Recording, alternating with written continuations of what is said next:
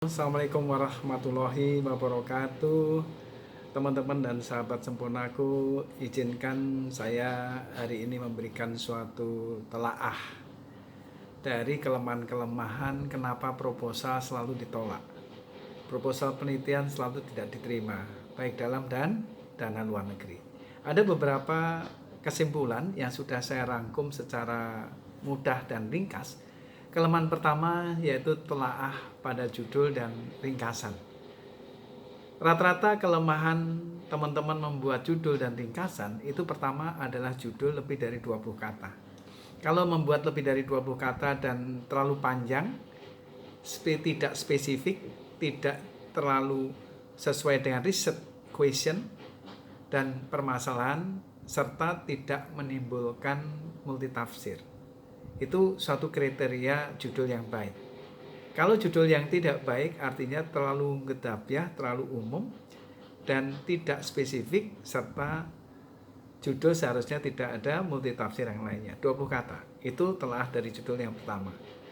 Yang kedua, kelemahan pada saat kita membuat ringkasan. Ringkasan biasanya ada batasan kata, ya, sesuaikan dengan batasan kata dari pemberi dana. Yang kedua, ringkasan itu mencakup permasalahan, tujuan, target, pentingnya penelitian itu, serta apa yang ada dalam tahapan metode penelitian serta luaran wajib dan luaran tambahan. Itu biasanya ada di ringkasan. Dan kelemahan teman-teman buat ringkasan itu rata-rata terlalu banyak masukkan indikator-indikator yang tidak perlu. Ya, jadi indikator atau dasar-dasar itu tidak perlu, jangan dimasukkan di ringkasan. Berilah ringkasan itu seperti biasanya. Kelemahannya adalah tidak menyantumkan permasalahan, latar belakang penelitian, kemudian juga tidak mempermasalahkan dari urgensi riset itu, serta tahapan risetnya tidak detail yang ada di ringkasan, serta yang terakhir adalah luaran yang dijanjikan. Karena ringkasan itu ibaratnya adalah showroom, ya, ibaratnya showroom ringkasan itu, sehingga harus mudah dimengerti dan ringkas.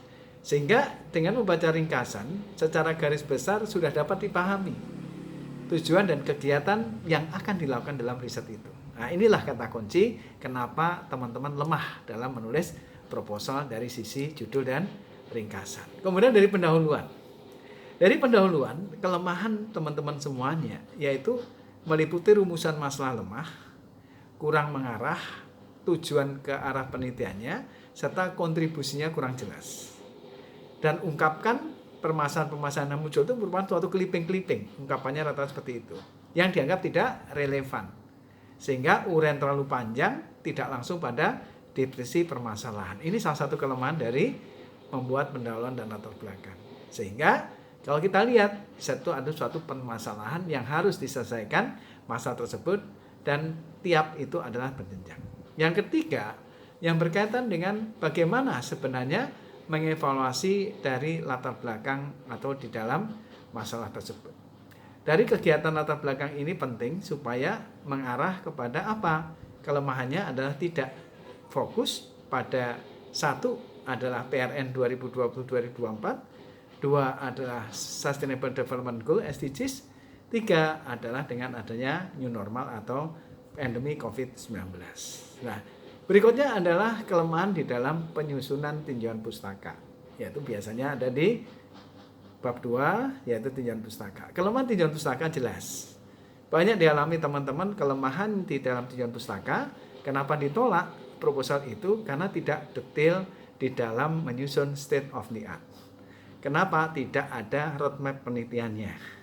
Nah, nanti pada episode berikutnya saya akan memberikan materi khusus mengenai bagaimana menyusun roadmap yang baik dan benar.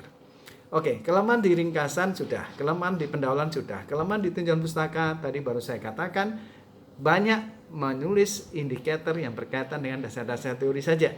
Tidak masuk apa itu state of the art, tidak masuk apa itu roadmap penelitian. Nah, ini kelemahan-kelemahan fatal yang menyebabkan banyak teman-teman proposalnya ditolak. Itu dari situ prosesnya. Kemudian di bab 3 yaitu riset metodologi.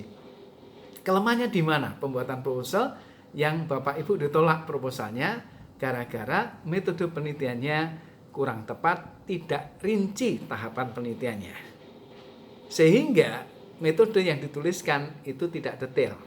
Kalau untuk dosen-dosen pemula dibuat penelitian yang mono yes dengan tahap 1, tahap 2 atau tahap 3. Dengan teman-teman yang S2 lektor ke atas atau teman-teman yang doktor silahkan yang multi yes, dibuat tahun pertama apa, tahun kedua apa, tahun ketiga apa. Nah, itu tahapan-tahapan riset yang simpel sekali, yaitu di metode penelitian. Nah, metode yang digunakan kenapa itu lemah, yaitu sudah metode out of date, kedaluarsa. Metodenya sudah bukan metode yang up to date. Nah, cara mencari metode yang up to date gimana? Carilah di Google, klik simaku.jr.com. Simaku ini adalah wadah dari Scopus, jr.com, semua informasi berkaitan riset metode yang inginkan, klik di situ, muncullah semua metode penelitian yang diinginkan, yang up to date. Kenapa metode penting Bapak sekalian? Ini dampaknya pada publikasi ilmiah internasional dan nasional. Karena apa? Metode yang up to date itu masuk dengan mudahnya, tapi metode out of to date, jadi metode yang daluarsa, itu sulit akan diterima di riset tingkat internasional khusus untuk publikasi. Ya, berikutnya adalah tahapan. Tahapan dilakukan secara jelas, rinci, detail, dan justifikasi biaya. Jangan terlalu tinggi. Kenapa? Karena metode itu sumber dari munculnya angka rupiah untuk biaya. Itu dari metode penelitian. Ya. Jadi kelemahan-kelemahan di situ Bapak Ibu nyusun metode penelitian. Kemudian kalau ada sampling. Kalau ada sampling, harus ada teknik samplingnya. Kemudian bagaimana menganalisisnya itu harus dijelaskan dengan baik. Bagaimana statistiknya? Apakah dengan statistik, dengan program A, dengan program D, apa dengan kuantitatif atau kualitatif dan sebagainya, itu harus dijelaskan dengan rinci dan detail. Itu kelemahan rata-rata teman-teman di riset metodologi. Dan yang ketiga adalah tidak ada bagan alir. Harusnya metode penelitian mudah, yaitu dengan bagan alir.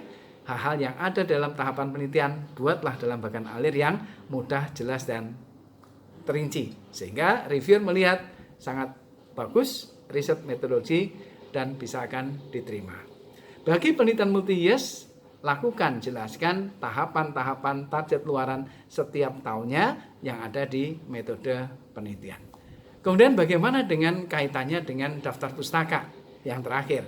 Daftar pustaka meliputi pustaka-pustaka yang rata-rata kelemahan dari Bapak Ibu sekalian itu tidak menunjang sesuai dengan pustaka yang ada. Tidak relevan, kurang menunjang, kurang mutakhir, dan bukan acuan primer. Nah, apa itu acuan primer? Kelemahan dari pustaka teman-teman semuanya adalah acuan dipakai adalah acuan sekunder. Nah, sedangkan optimalisasi di dalam kajian pustaka, tinjauan pustaka adalah pakai acuan primer. Acuan primer itu kaitannya, yaitu berkaitan dengan jurnal, nasional, internasional, proceeding, kemudian juga di situ bisa masuk hak paten, dan bisa disertasi. Itu masuk dalam kualifikasi acuan primer. Sedangkan acuan sekunder adalah bahan ajar. Nah, usahakan jangan terlalu banyak mengambil dari bahan ajar, kurangi atau tidak sama sekali, optimalkan pada acuan primer. Itu ciri khas tinjauan pustaka lemah. Yang ketiga adalah susunannya. Jangan sampai Bapak Ibu menyadur atau mensitasi tinjauan pustaka yang tidak ada di bagian tinjauan pustaka tapi ada di daftar list pustaka. Tinjauan pustakanya ada, di belakangnya ada, atau sebaliknya, di tinjauan pustakanya tidak ada, di belakangnya ada. Nah, ini hati-hati. Jadi tolong buat pola-pola yang simple. Dan berapa tahun? Pustaka adalah 5-10 tahun. Kurangi pemakaian buku-buku teks, ya. Perbanyak dengan jurnal, disertasi, proceeding atau dengan paten.